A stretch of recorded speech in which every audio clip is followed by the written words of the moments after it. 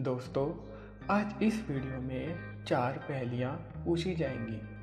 हर पहेली का जवाब देने के लिए आपके पास 10 सेकंड है। जवाब के लिए अगर ज़्यादा टाइम चाहिए हो तो वीडियो को दरमियान में रोक भी सकते हैं। तो चलिए शुरू करते हैं। सवाल नंबर 1। इंसान के ऐसी कौन सी चीज़ है जिस पर वो कंट्रोल नहीं कर सकता?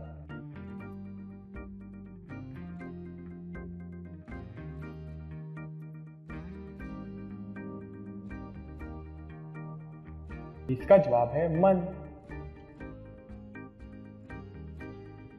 सवाल नंबर 2।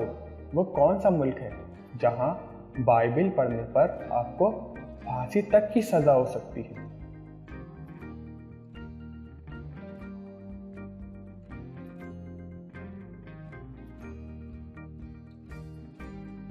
इसका जवाब है नॉर्थ कोरिया। सवाल नंबर 3। ऐसी कौन सी चीज है जिसे हम खाते हैं मगर देख नहीं सकते?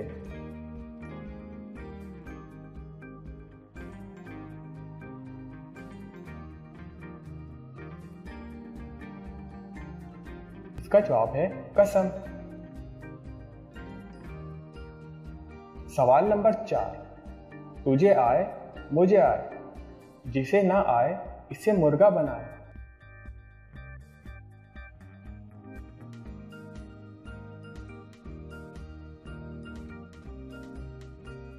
इसका जवाब है सबक।